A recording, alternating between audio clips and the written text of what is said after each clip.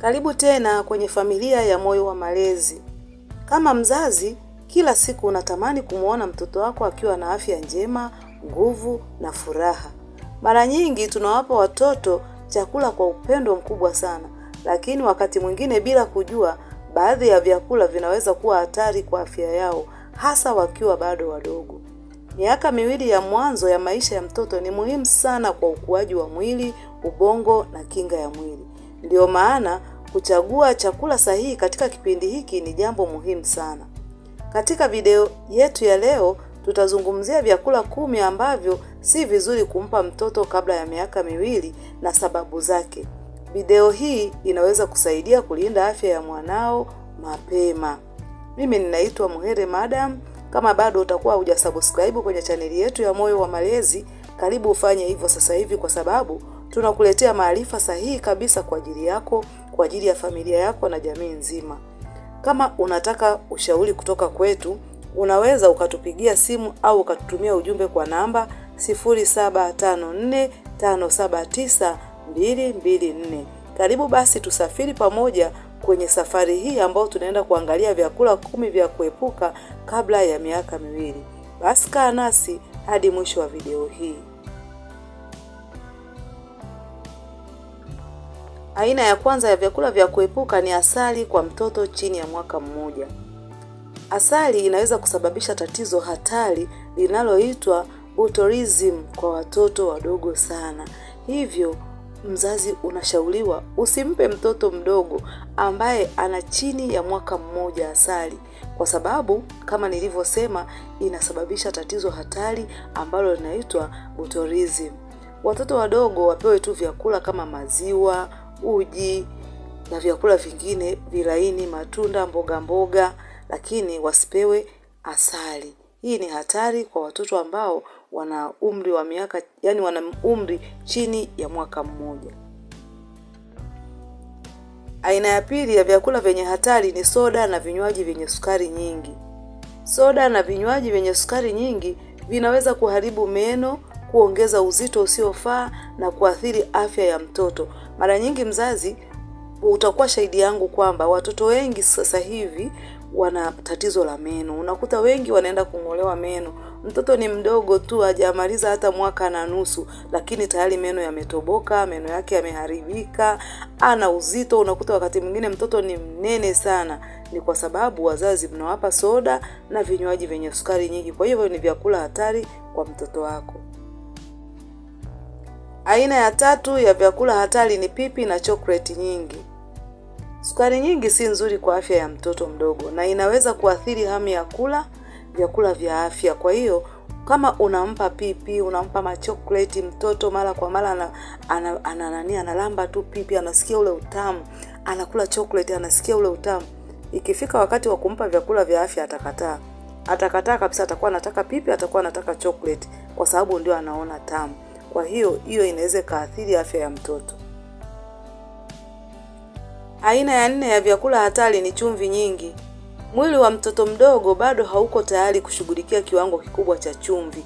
Hivyo mzazi, weka chumvi kiwango cha kutosha tu, kiasi kidogo kwenye chakula cha mtoto. Usiweke chumvi nyingi. Mwili wake bado ni mdogo, bado hauko tayari kushughulikia viwango vikubwa vya chumvi. Unapompa chumvi nyingi unakuwa moja kwa moja unamwathiri mtoto.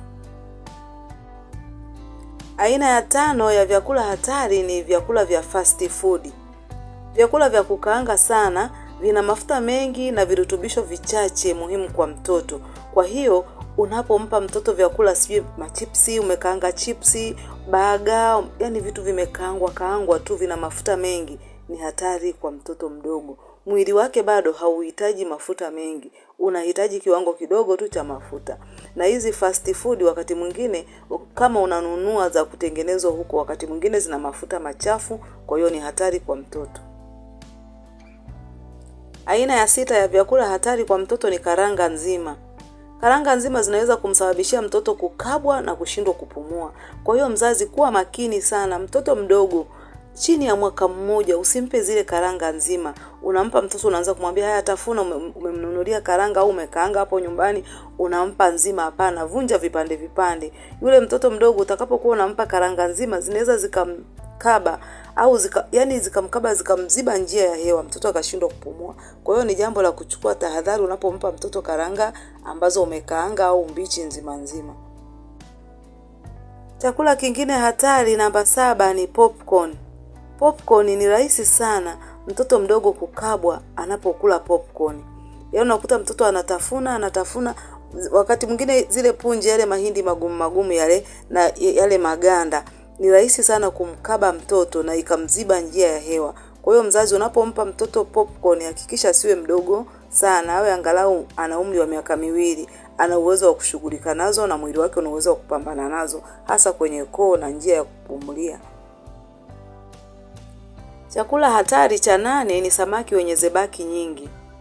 Baadhi ya samaki wakubwa wana kiwango kikubwa cha zebaki ambacho kinaweza kuathiri ukuaji wa ubongo wa mtoto.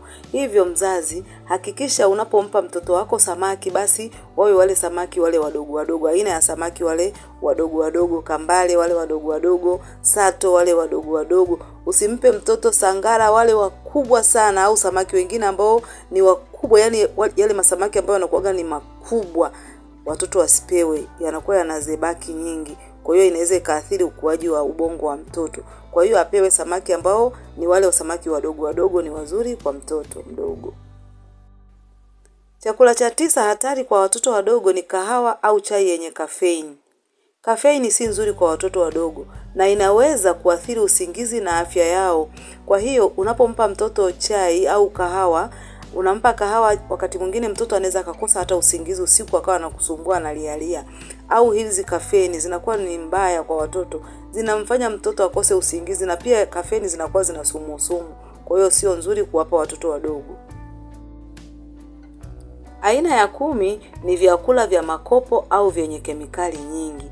Vyakula vya makopo au vyakula vyenye kemikali nyingi ni hatari sana kwa watoto wanaokua, kwa sababu vinaenda kuharibu ubongo wa mtoto, vinaharibu mifupa, vinamharibu kwenye nerves, yani vinamharibu kwenye system nzima, kwa sababu kemikali kama kemikali hazitakiwi. Watoto hawatakiwi kemikali, watoto wanatakiwa virutubisho, wanatakiwa vitamins, wanatakiwa protini.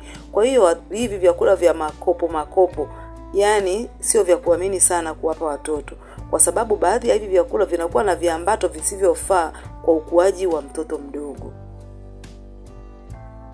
Ushauri kwa wazazi: ni muhimu kumpa mtoto chakula cha asili, safi na chenye virutubisho muhimu kwa ukuaji wake. Pia, kabla ya kuanzisha chakula kipya kwa mtoto mdogo, ni vizuri kupata ushauri wa wataalamu wa afya ili mtoto aweze kukua vizuri. Watoto wetu hutegemea sana maamuzi yetu kama wazazi. Kila chakula tunachowapa kinaweza kujenga afya yao au kuathiri maisha yao ya baadaye.